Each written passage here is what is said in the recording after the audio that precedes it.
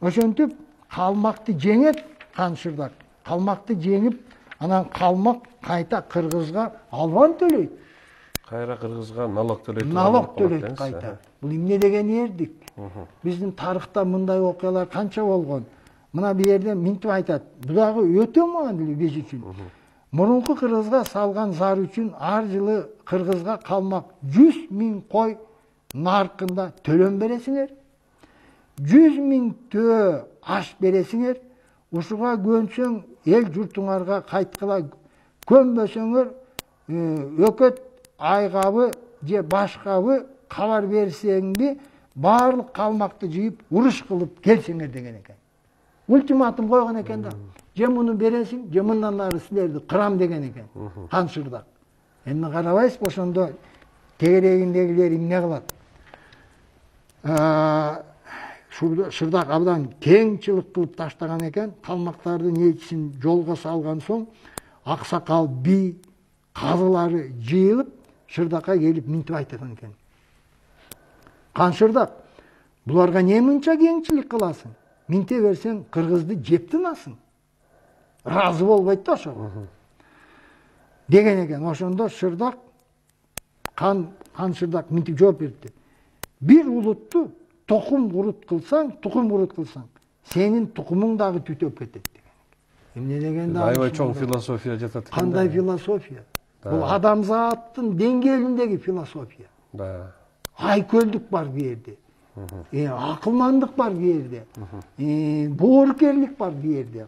Мына мен улайын. Bir улутту тукум курут кылсаң, сенин тукумуң дагы түгөнөт. Колума келди деп зордук, зомбулук кыла берсе, акыры карыпчылыкка айланып калат. Эмне деген кемеңгерлик? Кайра эле өзүңө кайтып келет деген нерсени айтып атат да. Биздин президенттер канча элине зордук, зомбулук кылды. Мына Акаев 4 миллиард доллар, 5 миллиард доллар, Бакиев 9 миллиард доллар кимден урдап кетти? Кыргыз элинен да. Эмне деген кыянаттык иш кылды? Туурабы? Эгерде муну акылга кирсе, биздин депутаттар, биздин губернатор, акимдер ушул акылга жетсе, кыргыздын турмушу бүгүн бөлөк болот эле да. Мен улап коеюн, минтип айтып атат. Зордук, зомбулук кыла берсе, акыры карыпчылыкка айланып калат. Адам тургай, айвандын тукумун курут кылыш дурус эмес. Эмне деген гениальный гуманизм я? Адам эмес, айвандын тукумун курут кылган дурус эмес деп атат. Биз көрүп атабыз бүгүн канча айванаттардын тукумун кырып жиберди адамзат. Туурабы? Мисалы калкан көпөлөк деген бар эле, биз көпөлөктү, калкан көпөлөктү көрбөй калдык.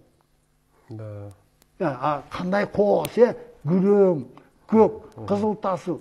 Курт кылып атпайбызбы? Туурабы? Бул айтып атат. Бул кыргыздын философиясы, кыргыздын наркы, кыргыздын улуулугу, кыргыздын дүйнө таанымы. Дүйнө таанымы, кыргыздын даанышмандыгы. Адам тургай айвандын тукумун курут кылыш дурус эмес. Аттуу баштуу калмактардын каршылашканды өлтүрдүк. Карапайым элди. Карапайым букарада эмне күнөө деп атат. Душман болсо, чабышса, ушунча зордук көрсө, бирок карапайым элдин кыргыз эмес, калмак элдин канын көрүп атпайбы? Айтып атпайбы? Карапайым букарада эмне күнөө деп атат. Кандай даанышмандык. Муну дагы жаратуучу пендем деп жараткан. Кыргыздын учу узарып калсын, уругу үзүлбөй, акыр заманга чейин барсын. Бир эле диниң, тилиң башка болгон менен бул дүйнөдөгү адамдар окшош жансын. Чоң философия экен берди. Бул философия кыргыздын деңгээлинен эмес. Бул философия адамзаттын деңгээлинен келет. Бириккен улуттар уюмунун трибунасынан чакырык кыла турган философия болуп атпайбы? Көрүп атпайбызбы канча Сирияда эмне болуп атат? Иракта эмне болуп атат азыр? Палестинада эмне болуп атат? Эмне болуп атат? Мына азыр жанагы Индияда бир мусулмандарды дагы эмне кылды? Кандай мусулмандарды 600 000 мусулман эмне болду? Жер которду го, туурабы? Афганистанда эмне болуп атат? Бул кишинин философиясы кандай? Минтип айтып атпайбы? Муну да жаратуучу пендем деп жараткан. Анан кийин бир эле диниң, тилиң башка болгон менен бул дүйнөдөгү адамдар окшош жансың деп атат. Баары бир биз Кудайдын алдында бирдей элебиз деген мааниде айтып атат. Бул биз ушул акыл менен бала бакчада, мектепте, жогорку окуу жайларда бийлик жүргүзгөндө муну бадырайтып жазып коюш керек. Бул негизи аябай толеранттуу эл экендигин Хан Шырдактын ушундай даанышман журтбашы болгондугун айгинелеп жазып атат да. Кыргыздын, жалпы кыргыздын касиети да. Караңызчы, эгерде өчөшүп эле ошо менен тукум курут кылбай, Бухарада күнөө жок деп атат. Эми бул жерде бүгүнкү күндө биз баягы улам батыштын баягы тарбиясын, батыштын дүйнө таанымын өзүбүзгө сиңирүү менен өзүбүздүн ата бабабыздан келе жаткан дүйнө таанымыбызды жээрип койгондун кесепетин көрүп атабыз да бүгүн. Бул Санжыранын пайдасын көрүп атасызбы? Ооба. Биз Санжырадан бир эле бетин окуп, канча ойго келип атабыз. Мунун баарын элге, журтка эмне үчүн айтпайбыз? Жаш балдарды эмне үчүн тарбиялабайбыз?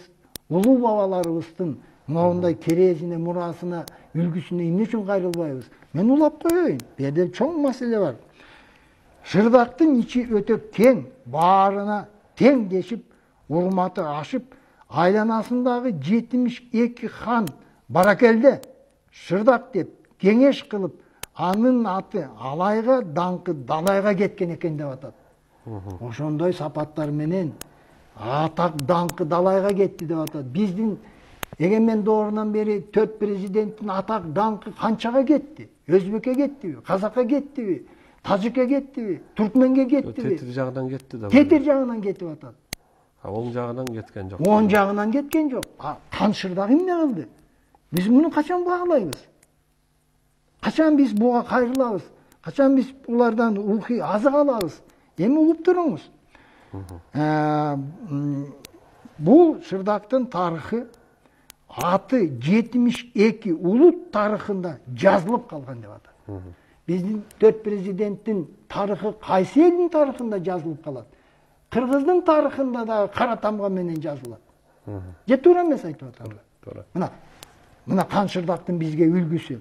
Ошол улуттардын ичинде мындай бир макал бар. Адамдын кең пейилдиги, айкөлдүгү манастай болсо, жердин түзүү эне сай менен таластай болсо, акылы Хан Шырдактай болсо, аалам чынар тал болот эле деп. Муну мен жазган жокмун да. Муну Төлөк Аксакал жазган жок. Төлөк Аксакал жакында мына 32-жыл төрөлдү. Муну биздин бабалар жазып кеткен. Ооба. 3 кылым мурда жазып кеткен. Келечекти урпактар окусун ушуну. Ойлонсун, ушундан сабак алсын, ушундан үлгү алсын деген максат менен. Туурабы я? Туура. Эми мен улап коеюн. Дүйнөдөгү 404 түрдүү элдин баары жогу. Ошол бир талдын түбүнө коноор эле деп атат. Эмне деген чакырык? Дүйнө жүзү ошол наркка келет эле. Эгер ошол Шырдактын адиеттүүлүгүндөй, идеологиясын калыстыгындай кыргыз жүргүзсө, бул практически оондун ишин аткарган экен да. Мына карабайбызбы?